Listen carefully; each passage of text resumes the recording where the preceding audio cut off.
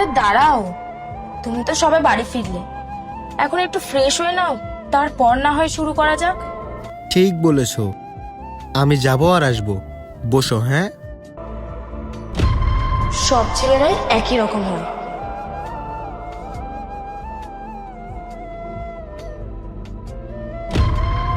আচ্ছা, ও কি বললো? কি আর বলবে, আমি তো তোকে আগেই বলেছিলাম যে সব ছেলেরা একই হয়। শোন, তোর বর তোর সামনে ভালো দেখালেও তোর পিঠ পিছনে কি করে সেটা তুই কি করে জানবি? আর আমার তো মনে হয় তুই যখন বাড়িতে থাকিস না, তখন তোর বর বাড়িতে মেয়ে এনে ফষ্টি নষ্টি করে। আসলে কি বলতো, আমার না আগেই সন্দেহ হয়েছিল, যার জন্যই তোমাকে ডাকা। আমি ভাবছিলাম, আমি তো বাড়িতে থাকি না, নিশ্চয়ই আমার পিঠ পিছনে অনেক মেয়েদেরকে বাড়িতে নিয়ে আসি, তাই আর কি একটা টেস্ট নিচ্ছিলাম। আর তুমি দেখো, আমার চোখের সামনে সবটা ক্লিয়ার হয়ে গেল। ও আমায় চিট করছে।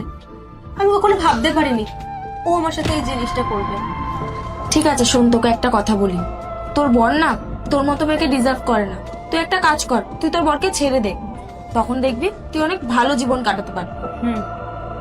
আমারও সেটাই মনে হয়, এরকম একটা ছেলের সাথে থাকার থেকে না থাকাই ভালো। হ্যাঁ সত্যিই তো, ঠিকই বলেছো শ্রুতি। আমার সাথে তোমার না থাকা একদমই উচিত না। এই তুমি আমাকে ভালোবাসো, এই তুমি আমাকে বিশ্বাস করো। বাহ, আমার তো ভাবতেই অবাক লাগছে যে তুমি আজকে আমার পরীক্ষা নেওয়ার জন্য একটা মেয়েকে নিয়ে এসেছো। আর এই মেয়ে ম্যাডামের কাছে যেই কাজের জন্য এসেছিলে সেই কাজ তো হয়ে গেছে, আর তার জন্য তো পয়সাও পেয়ে গেছো। তো দাঁড়িয়ে মুখ দেখো না, বেরিয়ে যাও এখান থেকে।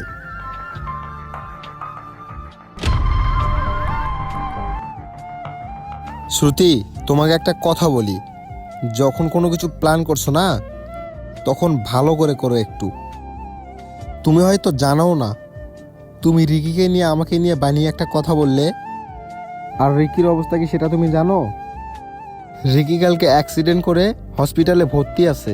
বন্ধুরা, তোমরা যদি আল্লাহকে ভালোবেসে থাকো আর এই ছবিগুলোকে সুন্দর মনে হয়, তাহলে ভিডিওতে একটা লাইক দিয়ে কমেন্টে আল্লাহ লিখে যাও।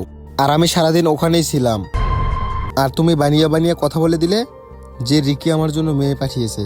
তোমার এতটুকু আমার প্রতি বিশ্বাস নেই? দেখো সৌমেন, মানছি আমি একটা ভুল করেছি। আসলে আমি না বুঝে এগুলো করে ফেলেছি। ভাবছিলাম তুমিও তোমার চিট করছো। তুমি তো জানোই আমি বাইরে বেরিয়ে যাই, আর মাঝে মাঝে তুমি ঘরে একা থাকো। তাই ভাবছিলাম যখন আমি থাকি না, আমার পিঠ পিছনে হয়তো তুমি অন্য মেয়ে নিয়ে। বন্ধুরা, তারপর কি হলো সেটা দেখতে চাইলে ভিডিওতে একটা লাইক করে পার্ট 2 লিখে কমেন্টস করে যাও।